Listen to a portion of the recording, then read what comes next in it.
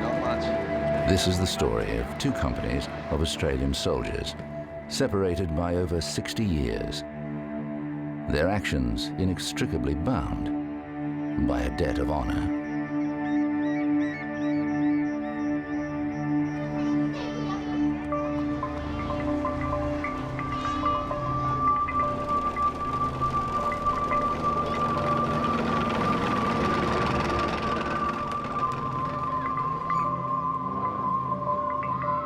For almost 4 years, Australian soldiers had been part of a peacekeeping force in East Timor.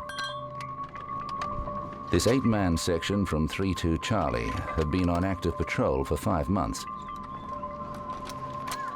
They've had no alcohol, no time off, and little contact with families back home.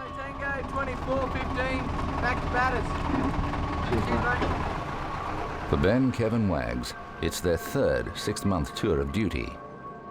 The first was with Interfet in 1999. 24 years after Indonesia invaded East Timor, the population was finally allowed an election to decide its own future. Despite an overwhelming vote for independence, Indonesian-backed militia attacked the population, and the country descended into chaos. After weeks of mayhem, the United Nations, in conjunction with Australia, formed Interfet, a force that would restore peace and security in East Timor. We are anticipating that there may be some disquiet at our arrival. He warned that the troops will shoot to defend themselves, saying his soldiers are not as defenceless as the East Timorese who voted for independence.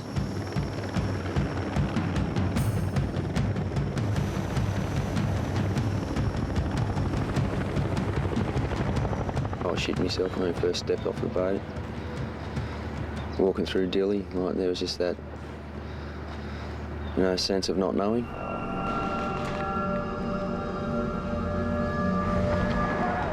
No one knew what we were in for or what was going to happen. The first thing that hit me when we stepped off was the smell. I'll just never forget that smell. And then secondly, looking on the ground and seeing someone's wedding photos, half burnt and scattered all over the ground. Those sort of situations where I think you grow. You just learn a lot about yourself anyway.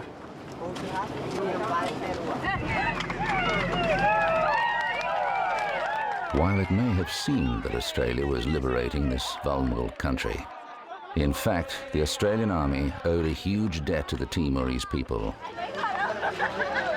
A 60-year-old debt, incurred in the Second World War.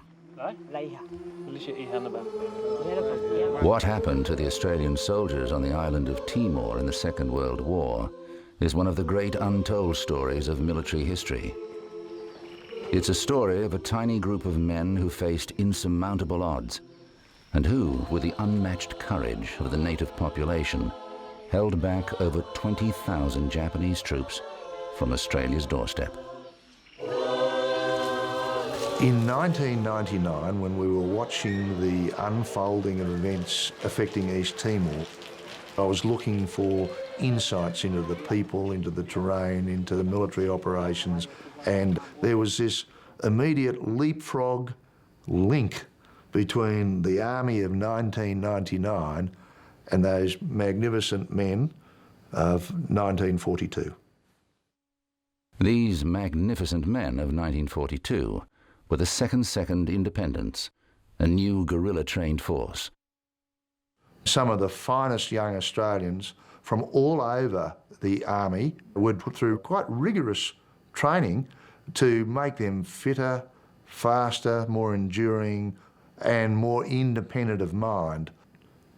They were the cream of the crop. 100 Japanese planes and a number of midget submarines took part in the attack. In an hour and 5 minutes, the battleship Arizona was completely destroyed and 4 others severely damaged. The Japanese attacked Pearl Harbor in late 1941. Australia sent troops north, attempting to stem the onslaught. The Second Independence were sent to East Timor. The Australians landed about 3 miles out towards the Comoro River, west of Dili, and not all that far from the airfield. In early 1942, the Japanese attacked Allied troops faster and more violently than anyone expected. Almost all of the Dutch East Indies had fallen by the time the Japanese launched a full-scale invasion of Timor. In the case of Timor, it also gave the Japanese a base from which to threaten Australia and to neutralise actions from Australia. So Timor for them was quite strategic. The sea platoon men, they heard the gunfire when the Japanese warships opened up on Dili. Well, everyone goes into action. No one knew what had happened in Dili. With only a few hundred men scattered across Dili, facing thousands of Japanese troops, the independents attempted to protect the aerodrome in a fierce gunfight. Facing overwhelming odds, the independents retreated into the inhospitable mountains of East Timor. With a native population of 700,000, Timor is today ostensibly Japanese. But somewhere on that island is a gallant band of Australians supported by a few Dutch. In Australia, we were written off. My mother received a telegram saying that I was missing in action. That's all they got, that I was missing in action. The Timorese were headhunters and lived in small communities in mountainous country. They didn't understand World War II. It was meaningless. Every man that was on Timor with the second owes their life to the Timorese. Why in the name of God should the people help us when they could see quite plainly that the Japanese had everything? They had water transport, they had warships, they had aeroplanes, and all the Australians had was the backside out of their pants. By February 1942, the commandos of the Second Independence were hiding in the Timorese mountains, surrounded by thousands of Japanese. 60 years later, in exactly the same inhospitable mountains, the soldiers of 3-2 Charlie are also facing significant danger. Corporal Ben Bounden leads his 8-man section on a covert green hat patrol to flush out the Indonesian militia that may still be operating on the border. They're expected, if we encounter them, to be 3 to 5 man groups with an assorted of weapons ranging from M16s, G3s, SKSs, AK-47s and or SS1s. And they are most likely to attack soft targets, such as the towns of Raiuli or Manahat. 3-2 Charlie, in lock at Elm, Sparrow, over. The section conceals themselves as Ben takes a few men with him to investigate the surrounding area. 3-0, this is 3-2 Charlie. Nick has to radio their position to headquarters. I couldn't honestly tell you whether we're the best infantry in the world. I think we're pretty good.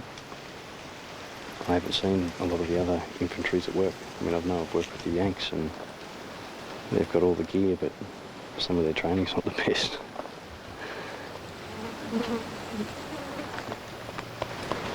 Always daydreaming, always thinking about something. Making sure the guys are doing the right thing. My wife, my son, my new bike. 3-0, this is 3-2 Charlie. Short message, prepare to copy over. Nick still can't get through to headquarters. There appears to be a major malfunction with the radios. 3-2 Charlie are cut off. 3-0. The covert operation is in danger. Charlie, radio check, over. 3-0, this is 3-2 Charlie, radio check over. Back in 1942, the Second Independence faced the same problem, but with far graver consequences. From the time the Japanese landed in Timor, we had no radio contact with anyone. No one at all. The wirelesses we had couldn't contact Australia. The second's escape into the mountains brought little relief. The independents were racked with malaria and had little food. I reckon we were down to our last couple of cases of bully beef. From the first day that the Japanese landed in East Timor, all you could find out in the mountains was hungry Australians looking for food. Of all the Allied forces in Southeast Asia, they were the only ones that had not been captured and had not surrendered. They were surrounded by thousands of Japanese troops. Things were very bad. They were thought to be lost.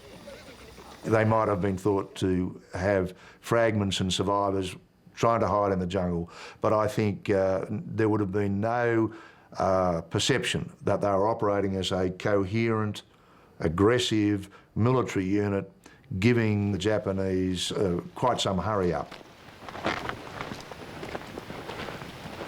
Even in the modern world, sophisticated technology can fail the best equipped soldiers. Ben relocates his section in order to rig their radios in a site with less interference. They are now out in the open, in the dangerous border region. All right, Waggy. Send someone out. I never actually considered myself to be a leader. I always remember when I was younger, around my footy club, my nickname was Marcel, because I wouldn't say a word, I just might be there. People would like turn around, Jesus, and I'd be there. I wasn't exactly outspoken when I was younger. Ben still can't get through to headquarters. He's managed to reach a section of soldiers nearby. They can deliver working radios, but only the next day. Unhook it, bring the radio in until uniform elements get here. Until then, 3-2 Charlie can do nothing other than establish a perimeter and wait. Who's due up for picket next? Me. Yeah, can you go out there, mate? I've got to sort out some things with orders.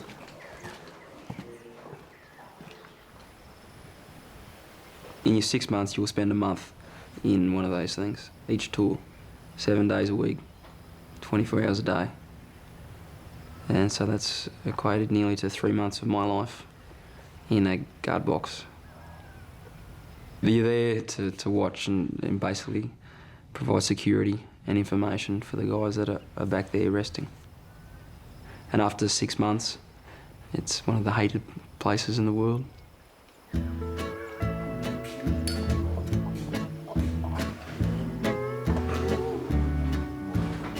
I think when I arrived, I was a lot more patient than I was the first time, at least. Living with guys for 6 months, some guys are a lot like you know, angry women.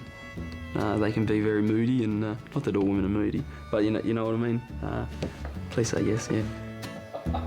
And 6 months away, and different little stresses that can be put on people. Everyone reacts a little bit different.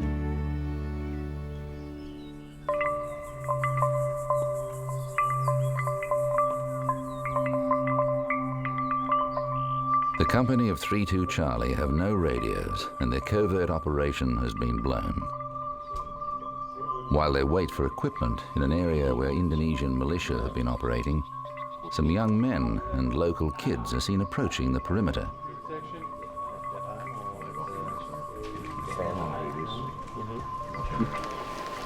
Speak English?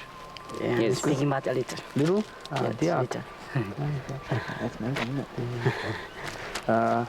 Vår kollega nek han heter Ladung Diak. Oh, Ladung Diak. Yeah. Yeah, it's important to have a bit of a joke and a laugh with the kids, and that you portray to them that you're not over here as a big sort of security guard, bouncer type thing that you'd find on a nightclub back in Australia. You know, we're here to help them. You know, it's important that we come across as not the bad guys. You know, for sure.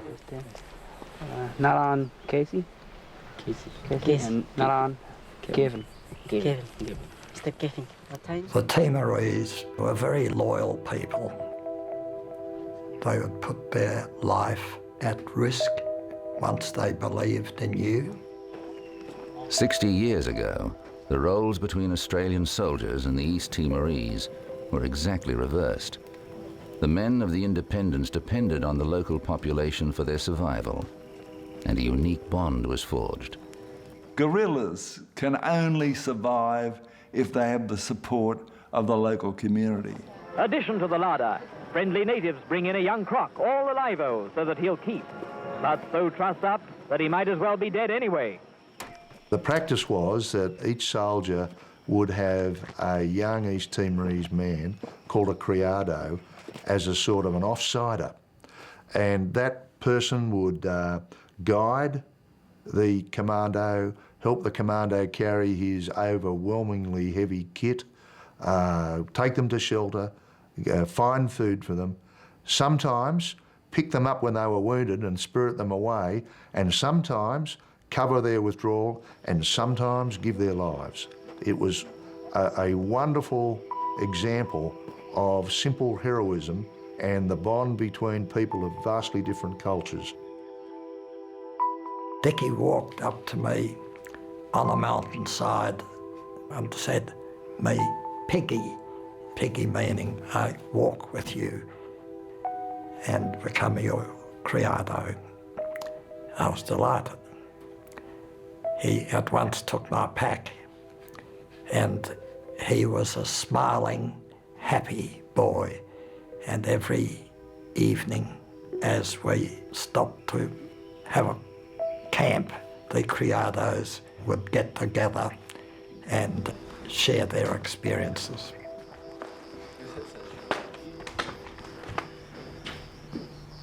.32 Charlie set up camp for the night and post guards.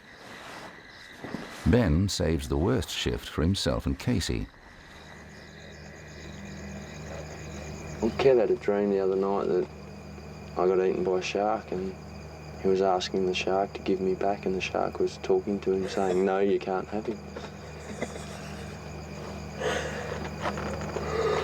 I had a pretty bad dream the other night. Actually, I was playing for Carlton.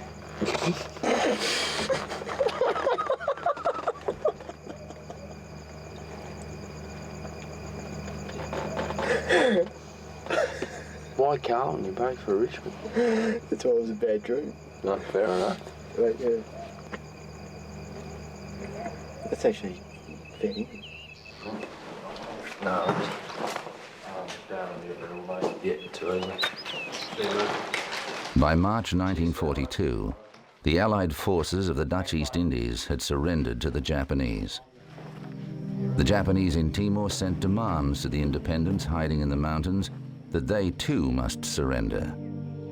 If not, they would lose all POW rights and be executed when captured. Still out of contact with Australia, but with the criados at their side, the independents refused and began to fight back. They fight the Japs in a hit-and-run warfare, severely rattling the much more numerous enemy. They ambush him, shoot him up with Brens, Tommy guns and rifles, their only weapons. The independents' ambushes against the Japanese were the stuff of legends. With a fighting force of less than 300, they killed almost 1,500 Japanese. They lost only 14 lives. Strangely enough, most of the men were hungry, morale was sky high, and they didn't give a bugger about the war because they were still alive. Hit and run, kill all you can and retire. The true guerrilla. In various raids on the Japanese, the soldiers were able to steal enough parts to build a radio. They went at night even into Japanese-held Dili, shut up the nips, and took a generator from a car. They melted solder out of old gear and caught it in bamboo for reuse. And after many heartbreaking failures, they got a signal through to Darwin.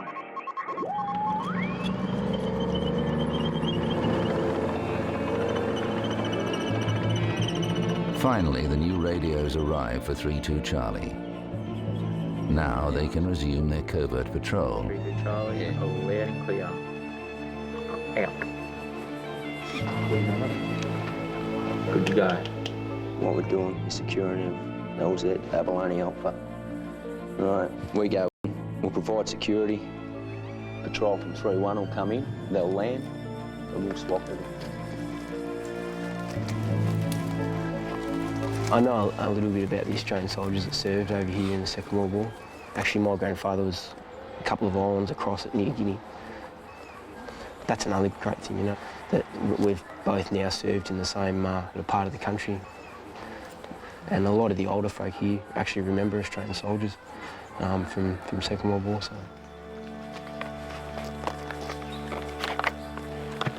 Increasing as the Japanese found that they could not subjugate all of Timor without fighting these commandos, they poured more and more troops in. In the end, thousands and thousands of troops. They were using artillery, mortars, dogs, the Air Force, but we were still surviving. They still hadn't closed the net on us. The Japanese realised that the only reason the Australians were able to keep going was because of the support they were getting from the Timorese and the Portuguese. And as they advanced in the August push, they burnt the villages, they destroyed the crops, and they killed off whatever livestock they could get. But the criados never left us. They stayed with us right to the finish.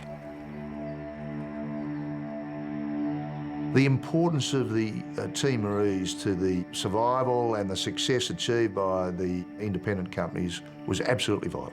They showed them where to go and how to hide and how to appear suddenly against the Japanese supply lines. In all of this, without the cooperation and the courage of the Timorese people, the independent companies would have lasted 5 minutes. There was great camaraderie, tremendous goodwill, and so almost wherever we went, we'd get friendship. The men of 3-2 Charlie arrived back from their covert patrol, hot, filthy and tired. Another day, another dollar. There's a nasty surprise waiting.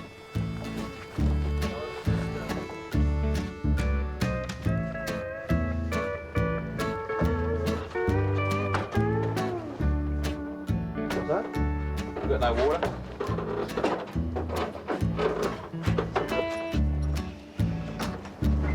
Are those taps on? Yeah, these taps on.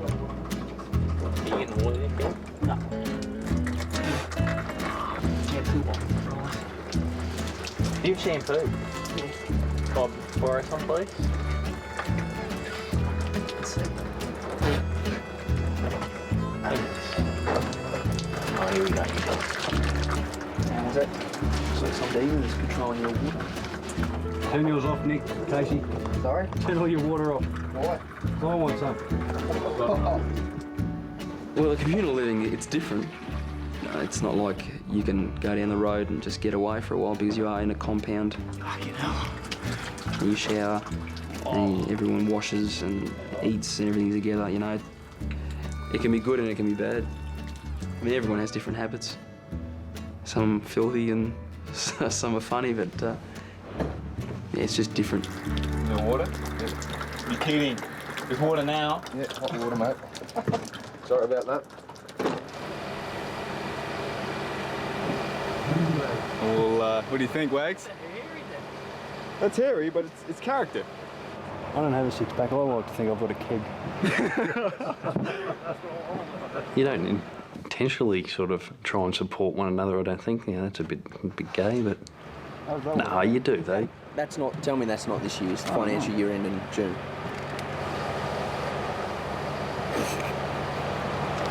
Did I get ripped off?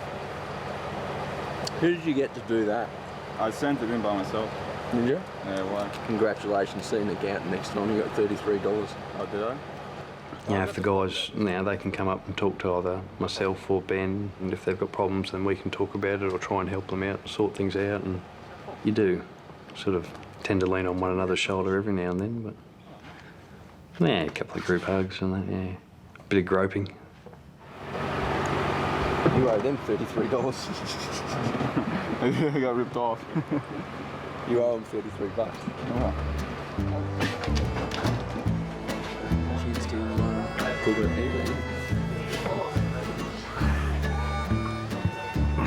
Right, my missus is going to see you eating like a pig.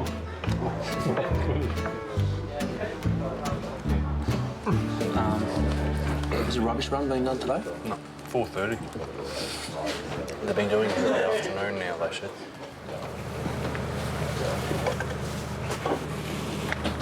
Oh, fuck. Do you want to give us a hand with this, mate? The army is nothing at all like what you see on movies, TV. A lot of people do join the army expecting it to be Predator, Commando and everything all rolled into one. I mean, you watch the movies and you only get to see the best bits. And there are a lot of bits that you probably don't want to do all the time. Don't do the tip. Until you're faced with someone trying to fire back at you. It's not that fun. You don't want to be there as crazy as everyone thinks they are. No one wants to go to war and get shot at and be dirty and filthy all the time. In September 1942, a second commando unit was sent to East Timor to reinforce the independence. For 3.5 months, nearly 700 Australian soldiers continued to fight an astonishingly effective guerrilla campaign. Our 2 commando units had held up 20,000 Japanese. So that was the importance of our effort. But the war in the Pacific was intensifying. Eventually the independent companies had to leave. A shrewd decision was made to bring them back to Australia.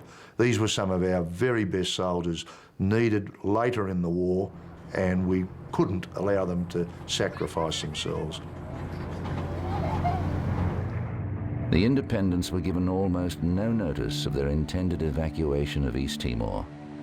For some, the first they knew of it were the orders to head down from the mountains to a treacherous stretch of coast.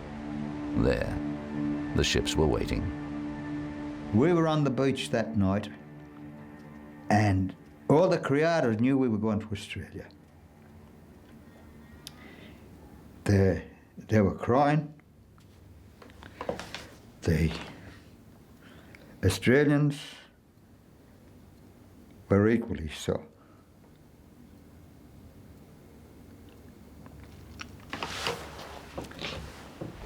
We had those people who lived with us, fended for us, cared for us, protected us, and we were leaving them.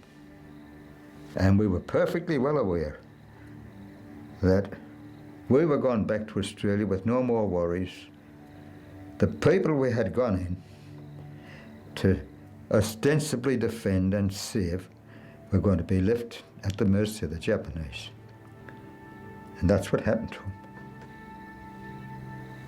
It's one of the most distressing experiences in life, knowing that Dickie had put his life at risk for me, to say, Dickie, you have to stay here.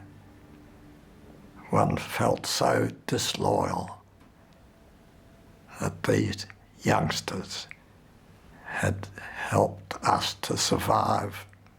And now we're saying, you go back into a hostile land. And I saw myself as his killer. So it's one of the heartaches and senses of shame I have carried for many years. That would have been a most terrible departure, and that, I think, probably did affect the men of the independent companies for the rest of their lives. Okay.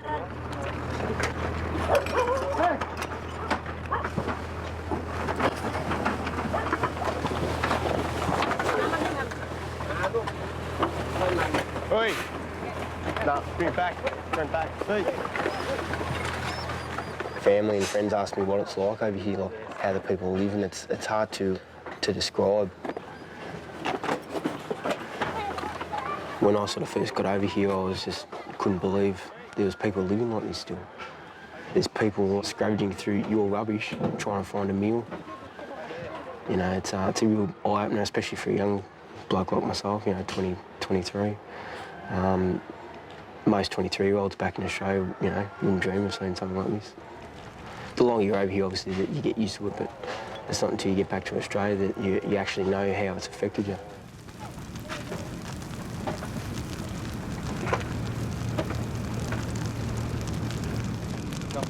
Come back.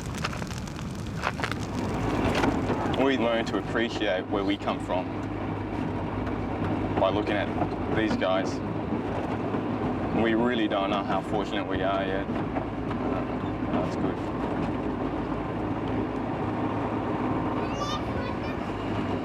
The East Timorese suffered greatly.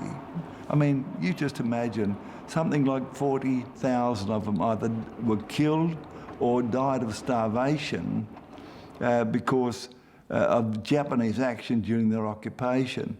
Out of a population of then 650,000. If you compare it with Australia, we lost 28,000 during the Second World War out of a population of 7 million. So you can just compare the difference in the suffering that we placed onto them.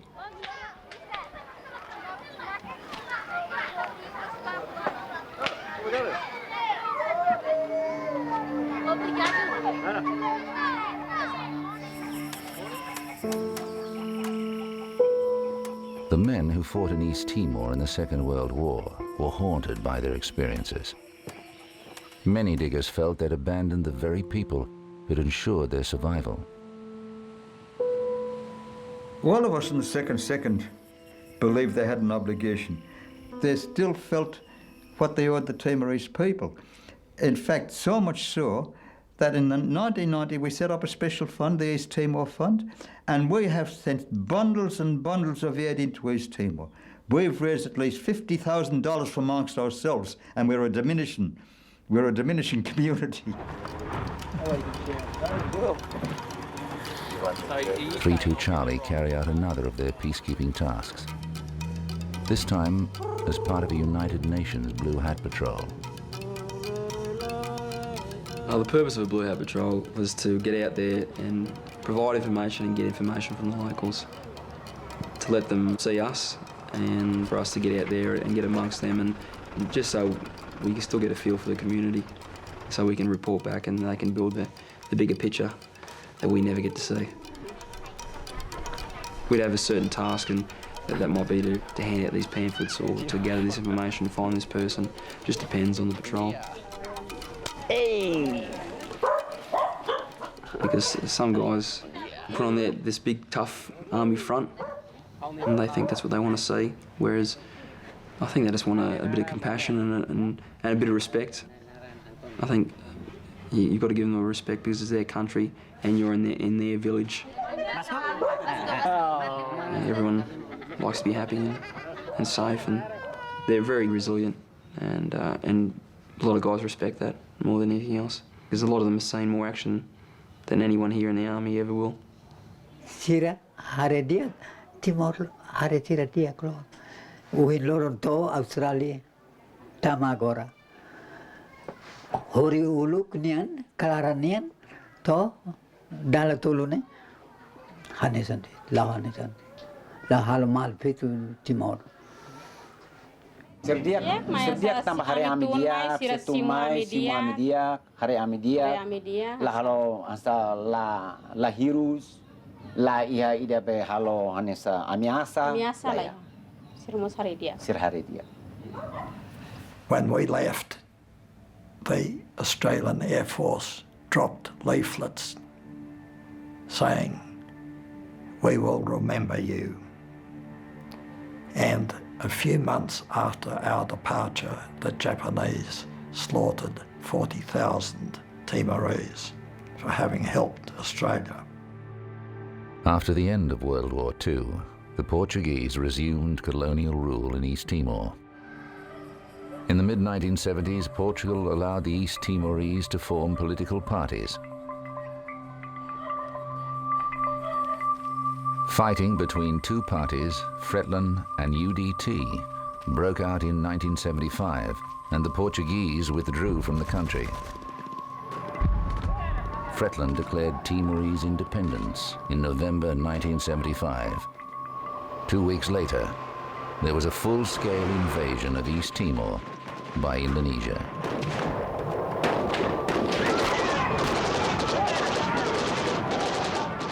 In 1975, Australia supported Indonesia to take control of East Timor.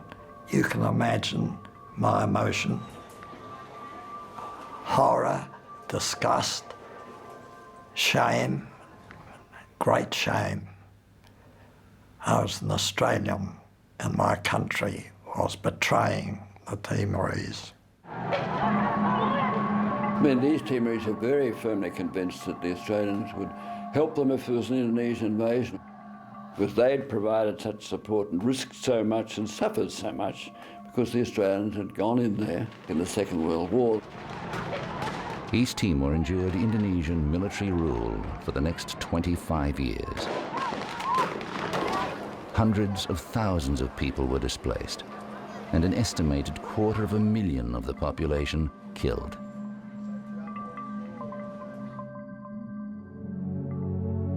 I said to one of our blokes, I was that wild one night, there were 12 blokes. I said, if I was a Timorese, I'd spit an Australian's eye.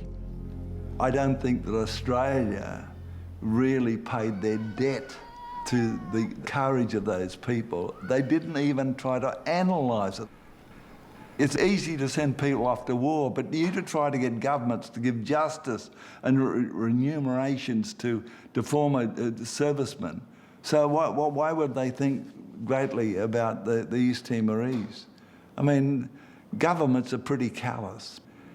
The veterans established their own groups and took action and went to Canberra and saw Andrew Peacock and tried in every way, I think, to bring Australia into some position of being able to help politically take a stronger line on East Timor.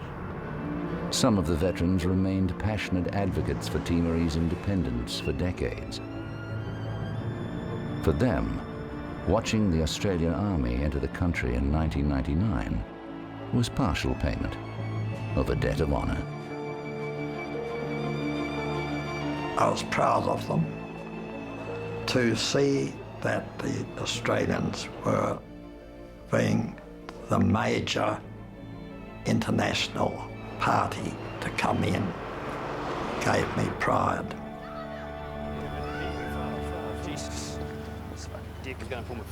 For 4 years, these men have been part of the peacekeeping mission to restore stability and security to East Timor.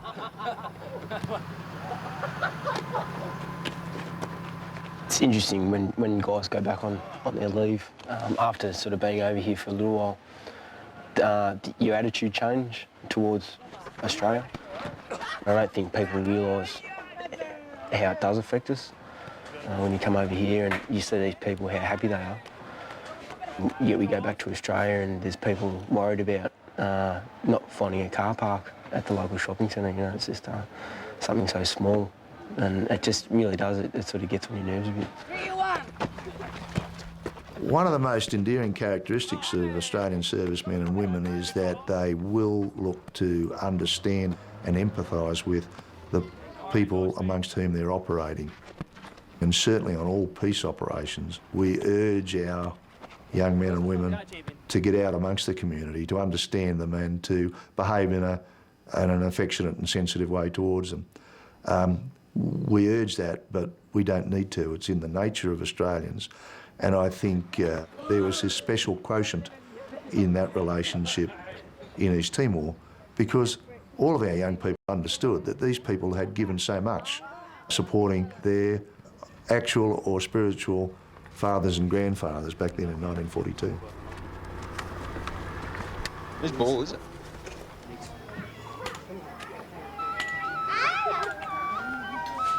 Paddy has returned to East Timor 6 times since 1942. This time, he is visiting the last surviving criado, Rufino. I don't know what the hell Timor's done to me. Every now I get a yen to go back and see how they're going. Actually, when I go back, it's like 1942. I'm practically on the bum. They're doing the supplying. I mean, I give money for whatever I get. But if I didn't have a penny, those people that I see, they'd still give me a cup of coffee, they'd still give me some rice to eat, they'd still do that if I was dead broke.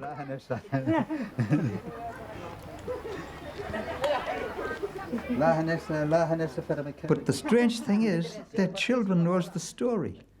Their children knows the story, yet our children don't know the story. Yeah, and Tuan Morgan, and that's the name.